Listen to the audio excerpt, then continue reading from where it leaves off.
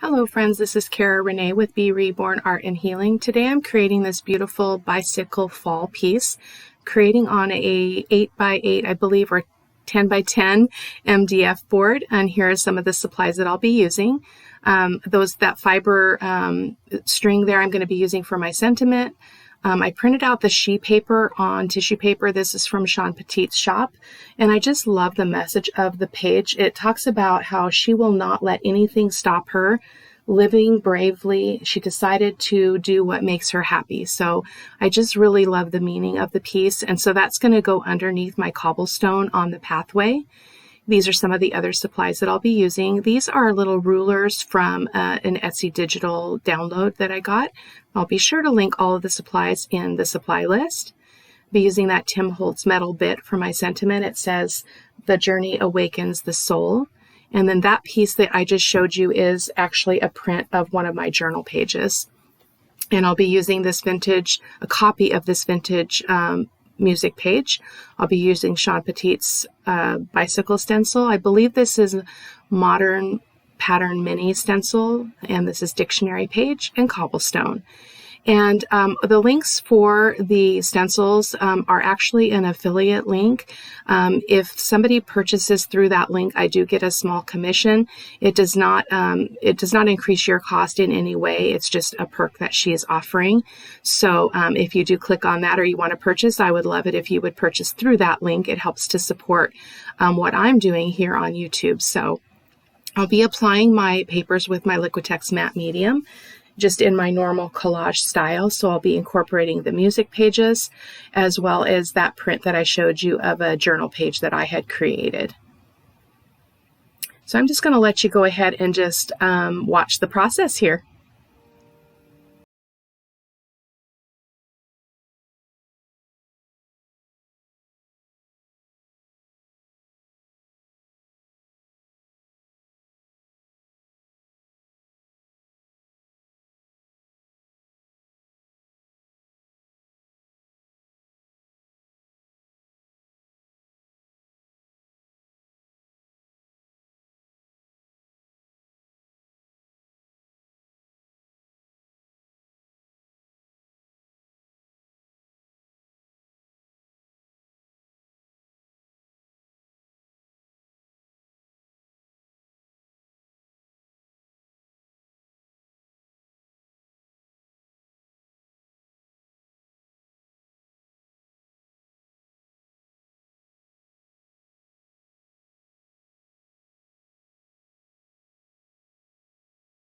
I did go ahead. I am wrapping some of those papers around the edges, as you saw a few moments ago. It didn't end up being very effective because I didn't carry over my scene onto the edges of the MDF board. So actually, I think this might not be an MDF board. It might be just a wood panel. I'll have to look at that. I can't remember off the top of my head. It might be a wood panel. So, but what I needed to do in order to have that texture on the edges be effective would be to carry over the cobblestone pathway, the grass area, the sky color, and all of that. And I did not do that. So it ends up kind of being a mute issue, but that's okay. So I'm going to use the sheet paper, as I mentioned before, along the pathway there. It doesn't show in the final piece, but it is very meaningful to me in the creating of this piece. The main message of this piece is journey. As my metal sentiment says, journey awakens the soul. And so we all walk our journeys. Our journeys are all different and all very meaningful. They teach us, they help us to grow, they help us to heal. And so I really loved the idea of having these positive words underneath the cobblestone walkway. And again, you don't see them in the end product, but I know that they're there and they are helping to build the piece. So, and these are the Etsy downloads that I was talking about, and I'll be sure to link her shop in the supply list. The numbers and the rulers also, to me, represent time and journey and process, and so I like to incorporate those from time to time in my pieces. They don't I don't believe they show at all in the final piece, but that's kind of the risk that you take as you're creating your background, is sometimes you'll have surprise things peek through that you didn't expect, and then other times things that you wanted to show don't show, especially if you're still have the learning curve. And so I also have these butterflies that I wanted to adhere to the pathway because they also are very meaningful to me. And as I've mentioned before, I haven't always liked butterflies or appreciated them, but now they are they mean a lot to me. They represent life and birth and transformation and moving from one version of ourselves to another. And I really like that idea. So I did adhere those to the pathway as well. Now I'm going to go ahead and push back the background with a little bit of gesso there on my brayer, as you can see there. The background is very bold, especially with that print from my journal page. Very, very bright colors, and we don't necessarily want those to compete with the focal image, which is the pathway, in my opinion, is the pathway and the bike. So I'm doing that around the edges as well.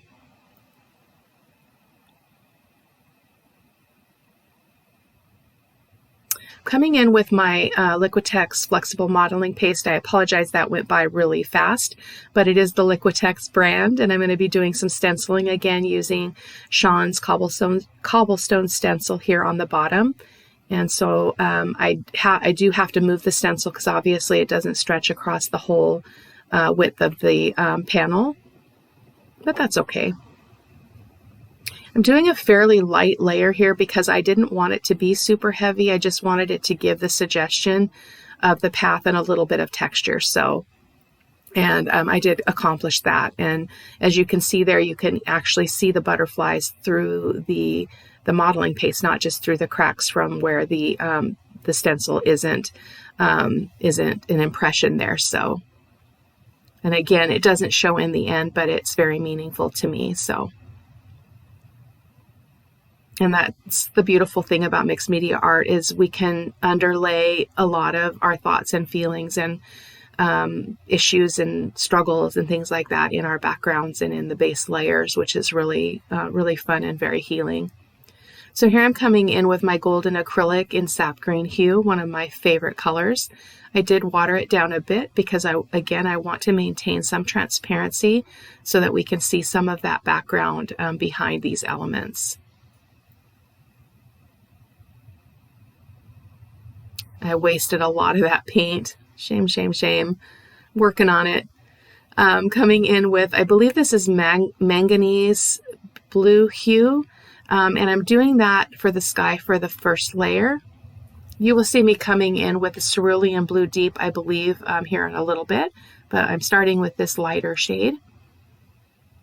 And again, it's watered down because I want to continue to be able to have those transparent layers.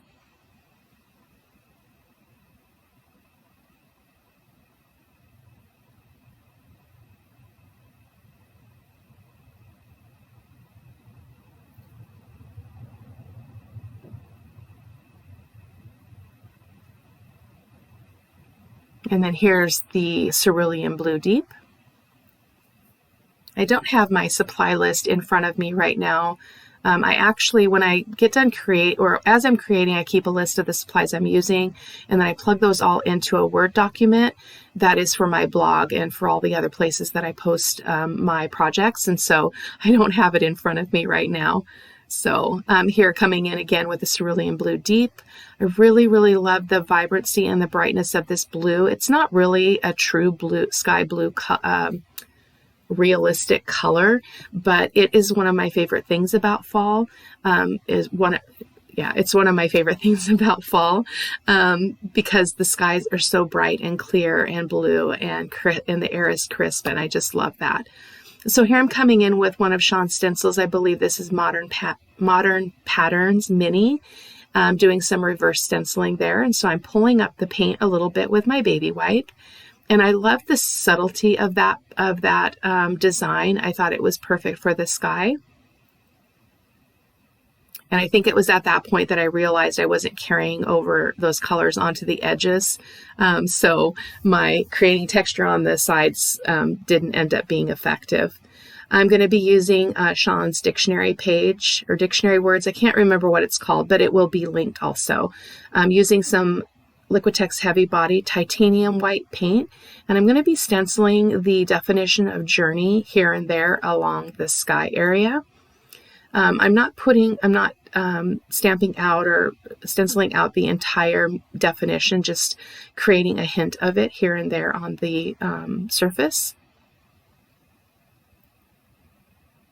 And I really love the subtlety of it. The font is very thin and subtle, and it was perfect for this because I didn't want the white to necessarily overtake the blue, and I felt like it was a really good balance for this project.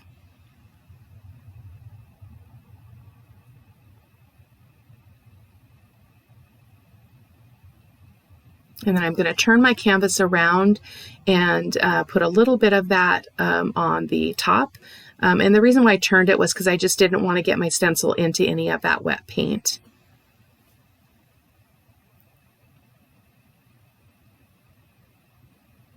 So now I'm coming in with her tree stencil and using this fall tree or winter tree, I guess. I'm not sure what it's actually called.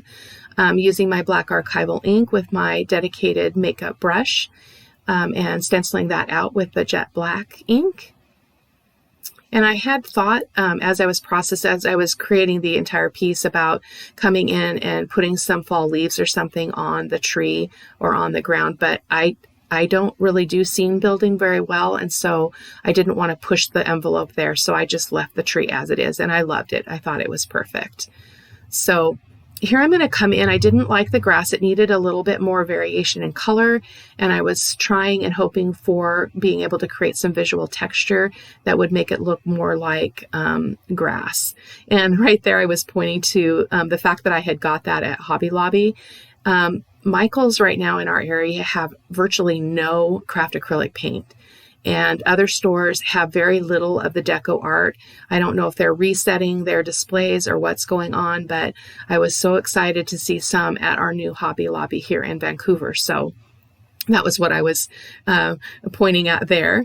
And so you're going to see me come in with a variety of brushes trying to create some visual texture as well as the look of grasses. And I really struggled with this, which is part of the reason why I kind of sped it up and just kind of let you see all the different things that I tried. In the end, I think it was okay, but I definitely want to practice that so that, yeah, it looks a little bit more realistic. Right now, I don't feel like it does. So I was using the Hauser green, I believe, green gold, and then this is the sap green hue. I didn't like the darkness of that. I don't have very many really tiny acrylic brushes, so I probably need to just invest in a few so that I have something to do this kind of finer detail. I even tried cutting up my credit card or gift card there, but I wasn't picking up any paint on it. It wasn't transferring any kind of lines, which is what I was trying to do there. This was effective using the fan brush. At the time, I didn't really think it was. And so you're going to see in a moment, I do a kind of a vertical line of paint across the bottom, which really wasn't what I needed to do. And it kind of made it look a little bit wonky, but it's okay. It's my first scene building in this fashion, so I thought it was okay. And creating around a season that I have historically not only not cared for, but hated and feared. So I felt like this was a real a growth process for me, and it was a positive experience, but it was definitely difficult for me, both kind of mentally and emotionally, but also just in the process and having clear thinking about what I was trying to accomplish. So I should have just left it like this at this point, so I'm not sure why I decided to come in with a vertical paint stroke, as you're going to see here in a moment. It really didn't, I don't know if I was trying to create a deeper color at the bottom. I'm not sure, but anyway, it was okay. So now I'm going to come in and stencil my bicycle, and again, I'm going to be using my black archival ink in jet black.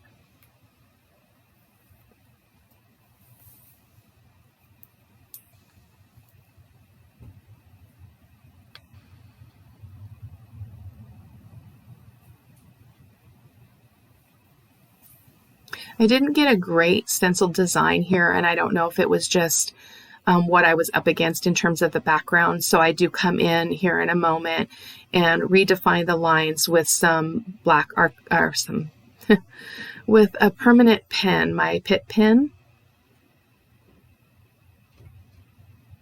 And so I'm going to, not only am I going to connect the lines in the stencil, but I'll also redefine some of the stencil impression that I didn't really get with the stenciling. So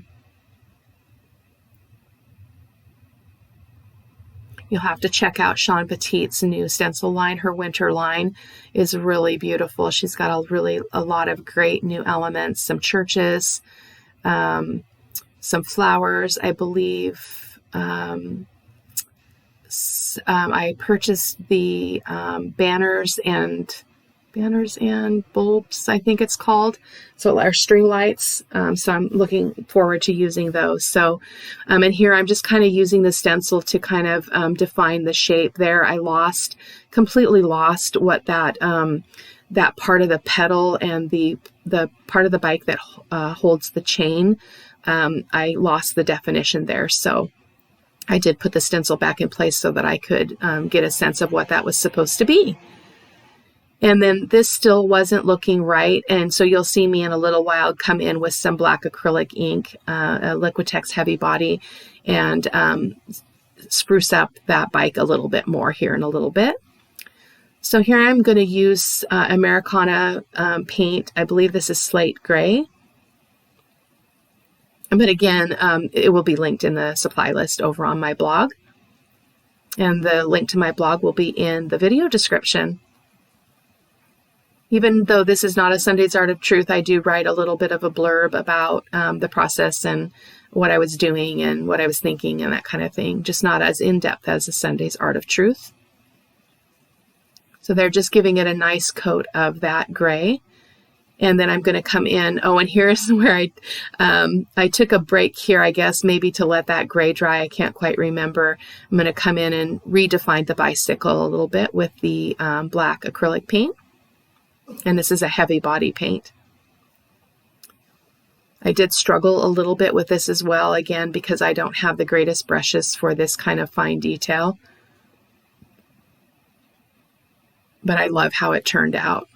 Really simple design, simple composition, really vibrant contrast that I really was pleased with, as well as just pleased with the fact that I was doing another piece that's around this season. So definitely a really good growth time for me. So I hope that you're enjoying it and that you give it a try, because it's really rewarding to try something that's out of your comfort zone. It can be difficult and it can take a few tries, but I think it's definitely worth the effort and the risk. So, and now I'm going to come in. I believe that this is Namthal Red. It will be linked though. I don't have the supplies in front of me, or the list in front of me right now, but I'm going to go ahead and paint the basket red as well as this bicycle seat.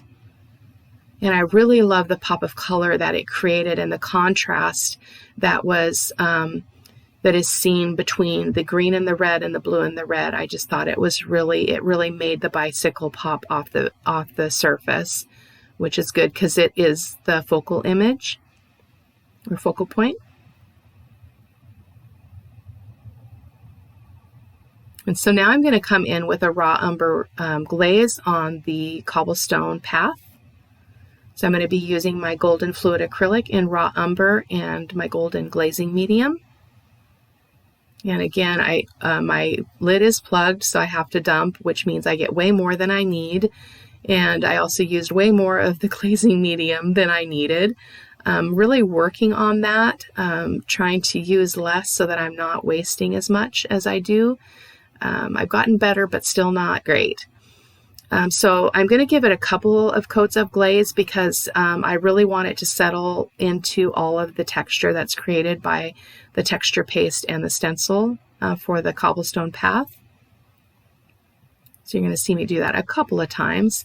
And here I was more wiping. And then when I came back in with another layer, I did more of a pouncing or patting, and that left more of the raw umber behind, which really helped me get the effect that I was after here, which was I didn't want the path to be super dark, but I did want those cracks to show. So here is the end result there, which I really was happy with.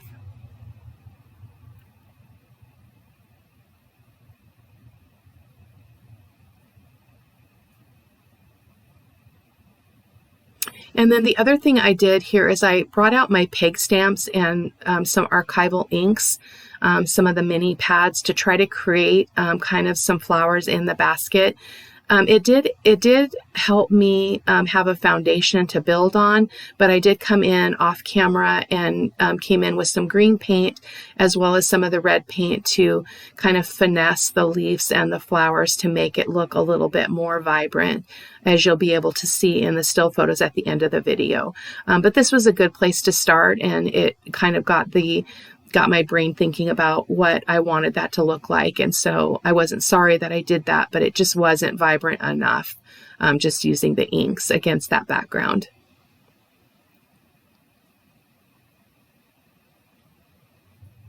And I'm going to come in and put my sentiment on. And this is again a Tim Holtz metal bit that says "The journey awakens the soul."